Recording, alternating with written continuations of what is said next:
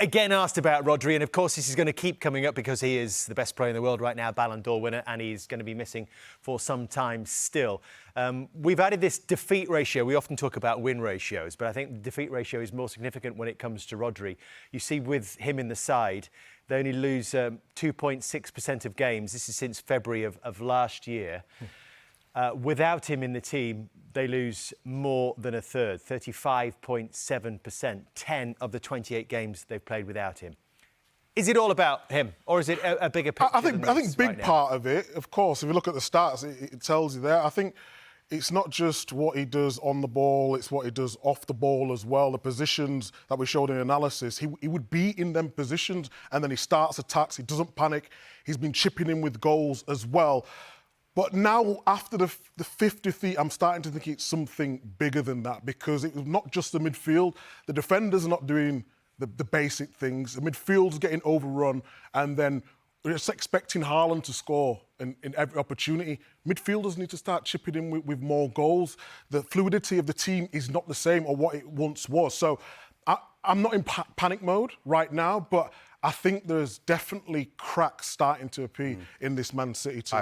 I agree, and I think you put it perfectly there. I think what I've noticed, and it's not just today because it was a 4-0 drubbing, but the Brighton game, when they went 1-0 up, I never felt there was a security about them. They're fragile right now. Confidence is low. Is there that belief that we normally see? Rodri is obviously an important part, but is it everything? Absolutely not. Missing Kevin De Bruyne, missing Diaz. I honestly think great money, Alvarez in the summer, but I think it was a huge loss not having him, just to bring him on to give you some freshness. You know, the ages, I think you said the age of the team, 14, 9 of the 14 were 29 plus, is that right? Yeah. You know, I think that there may be a little bit of freshening up. Hugo Villanueva's coming in the summer. There has to be a bit of a rebuild, because you cannot keep relying on Kevin De Bruyne to create chances and win you games and do all the great things that he's done. There has to come a moment where you've got to start to look forward and thinking, OK, how do we make sure that we can keep up with these other sides? Because today they were just overrun and overpowered, certainly in that midfield. On that point that Jamie makes, we've actually got a graphic which does show this, the average age creeping up for Manchester City. So they have 10 players aged 29 or more, as Jamie said there, that 9 of the 14 tonight that were used were 29 or over, and their percentage of minutes by 29-year-olds or older is the highest now in the Premier League. Does it suggest, actually, Micah, if you think about this next couple of years for Pep Guardiola, now he's signed this new contract, it might be, as Jamie says, more of a rebuild, or is this team still able to win now? I think this team's still able to win now, because let's not forget Doku, the age of Doku. You got Savinho, the age of Foden, the age of Guardiola, the age of Haaland, the age of Rico Lewis. The problem is it's a key element. So when you lose Rodri and how important he is to the team, if Haaland's not scoring and he scores all the goals in the team, then you start to look where the problems are lying. I don't think it's too much of an age thing.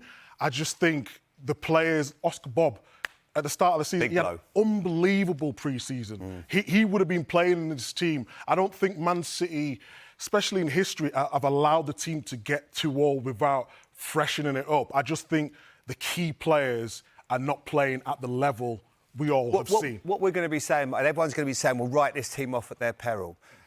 The Man City's prime, they went 18 games, won 18 on the spin to win a title. And they've done it so often at the back end of the season, and we always say, well, Man City are going to come here, they're going to come on their run now.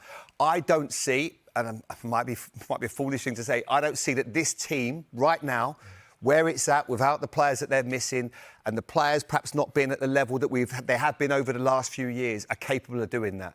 Now, can they win the title still? Absolutely. They're going to have to win it a different way. Correct. Because I don't see that they can keep clean sheets and win games, and that's why I think it's going to be, if it's going to be a title win, it'll probably be one of his best and the most difficult, because this team isn't capable of going on that extended run that others have. They have been in worse situations than this before at this stage of the season. This is a reminder of what it was like. This is the season after Liverpool had won the title, and Man City found themselves down here, 20 points from 12 games.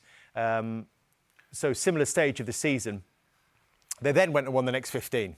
We can't write off City. But to Jamie's point, is this City team right now capable of rolling off a stretch of wins like that? 10, 15 games? I would say in history, yes, but I do agree with Jamie. It looks a little bit different. Something is not right. But every time you sort of go against City and what they're doing, and you're thinking, they can't do it, they find a way. I mean, to win the title 5 on a bounce would be a very difficult thing to do, especially without someone like Rodri being fit. I said at the start of the season, if they were to lose Rodri, that could be the difference between them winning the league and not. So maybe not the runs that we've seen in history, but the players have done it, so you can't write them off. You know, time will tell. No, and that's I'm not being disrespectful at all, because I've so much admiration. I've stood here for many years talking about what a side this is, one of the greatest in Premier Leagues, and what they've done, what they've achieved, and that work ethic and that winning mentality that Pep has instilled in them.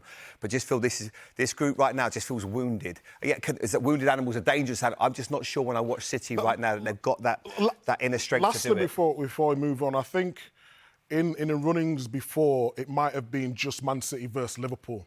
The difference is this year, you've got Arsenal and Liverpool. So if Liverpool went through a little bit of a bad run, you might think, but you've still got Arsenal as well. I think that's why this season could be different.